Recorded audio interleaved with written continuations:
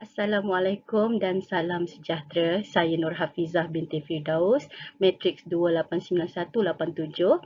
Kami daripada kumpulan Brainy Badgers akan membentangkan tajuk kumpulan kami iaitu komunikasi kepimpinan dalam organisasi Telekom Malaysia Berhad.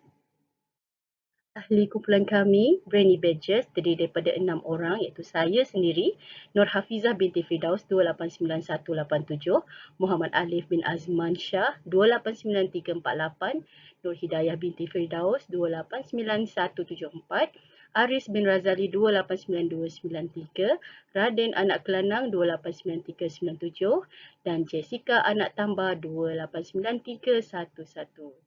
Izinkan saya bercerita sedikit berkenaan Telekom Malaysia Berhad. Ia merupakan sebuah badan kerajaan yang telah disuasanakan pada 12 Oktober 1984 dan merupakan peneraju jalur lebar utama di Malaysia. Ia telah disenaraikan dalam Bursa Malaysia pada 9 September 1990. TM telah diswastakan untuk meningkatkan lagi taraf ekonomi kecekapan bekerja serta meningkatkan keupayaan dan kekerapan dalam kerja yang dinamik untuk menghadapi persaingan sama ada di dalam maupun di luar negara.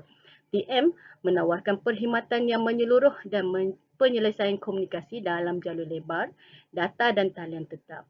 Sebagai peneraju pasaran, TM didorong oleh penciptaan nilai pihak berkepentingan dalam persekitaran kompetitif bagi menyampaikan pengalaman pelanggan melalui kualiti perkhidmatan pelanggan yang berterusan dan inovasi. TM juga turut sama menumpukan kepada peningkatan kecekapan operasi dan produktiviti kepada semua pelanggan sasarannya. Salam sejahtera. Saya Jessica anak Tambah, nombor matrik 289311. Saya akan menerangkan berkenaan komunikasi kepimpinan. Komunikasi kepimpinan ini adalah sangat penting dalam sesebuah organisasi, terutamanya antara pengurusan dan pekerja.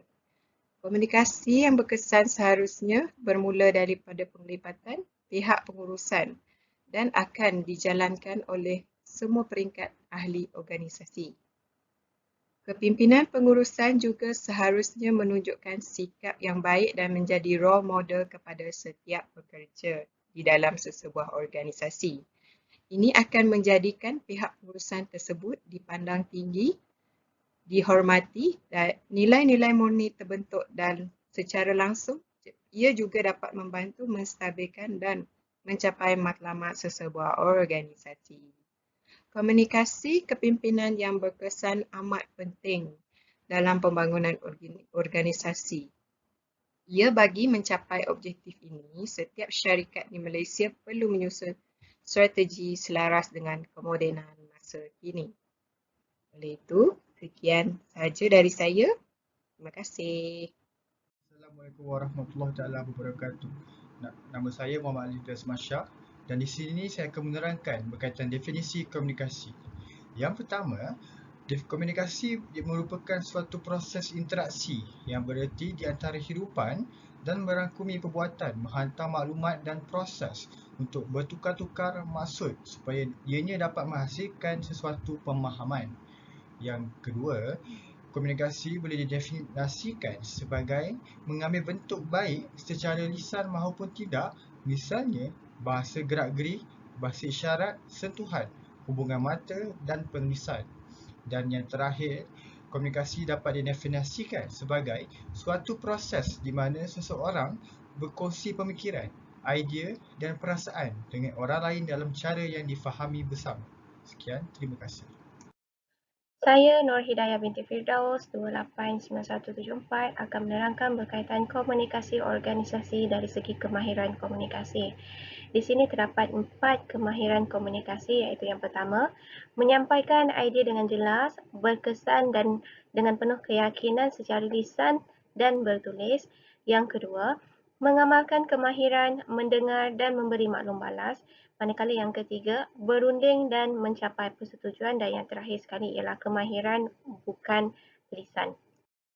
Kaitan komunikasi dengan kepimpinan, di sini terdapat dua, iaitu komunikasi kepimpinan, iklim komunikasi dalam organisasi, di mana bagi peringkat komunikasi kepimpinan, ia menjadikan sangat penting dan sangat efektif penglibatan pihak pengurusan dan semua peringkat membantu dalam menstabilkan dan mencapai matlamat organisasi, di mana bagi peringkat iklim komunikasi dalam organisasi pula dipengaruhi oleh persekitaran pekerjaan, karakteristik pelakuan interaksi. Salam sejahtera, saya Radin Anak Lanang, 289397. Saya akan menerangkan komunikasi kepimpinan dalam Telekom Malaysia Berhad. TM menggunakan pelbagai komunikasi seperti komunikasi menegak dan mendaftar, agar arahan maupun informasi daripada pegawai atasan dapat disalurkan kepada semua pekerja dengan jelas dan tepat. Selain itu, komunikasi verbal dan non-verbal juga digunakan secara meluruh dalam TM.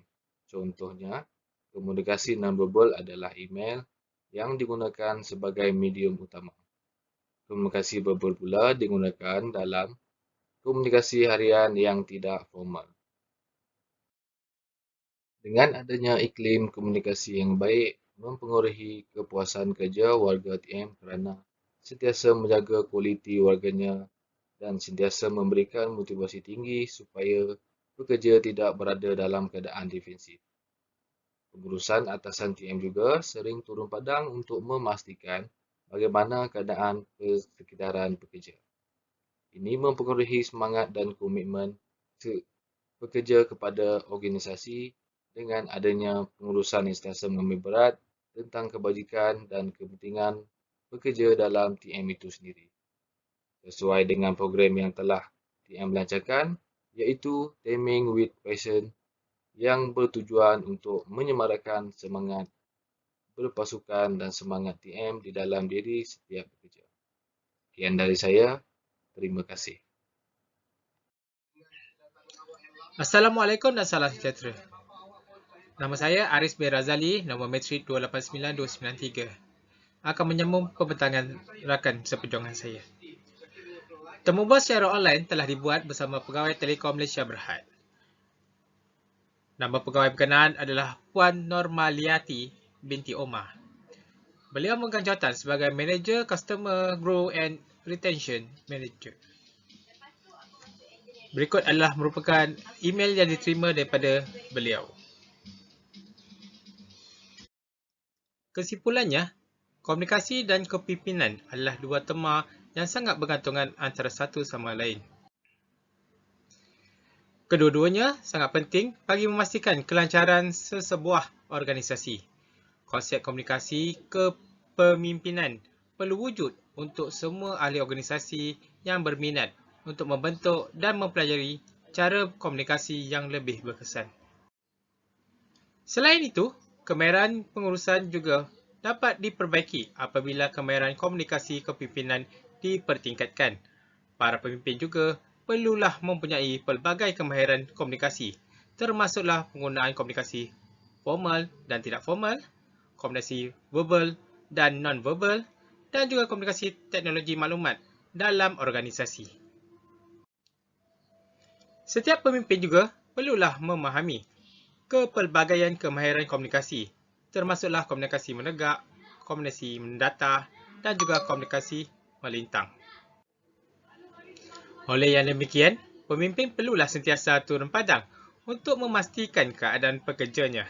Dengan itu, dapatlah disimpulkan bahawa kejayaan atau pencapaian matlamat sesebuah organisasi bukanlah bergantung kepada kecanggihan teknologi semata-mata, tetapi ianya bergantung kepada kejayaan pribadi seseorang pemimpin. Sekian dulu pembentangan kumpulan kami, Branding Badges. Diharap tuan-puan dapat memperoleh sedikit info berkaitan dengan komunikasi kepimpinan dalam organisasi Syarikat Telekom Malaysia Berhad. Mohon dimaafi jika ada kekurangan dalam pembentangan kami. Segala yang baik datang daripada Allah dan yang buruk daripada kekurangan diri kami sendiri. Saya sudahi dengan sekian, terima kasih.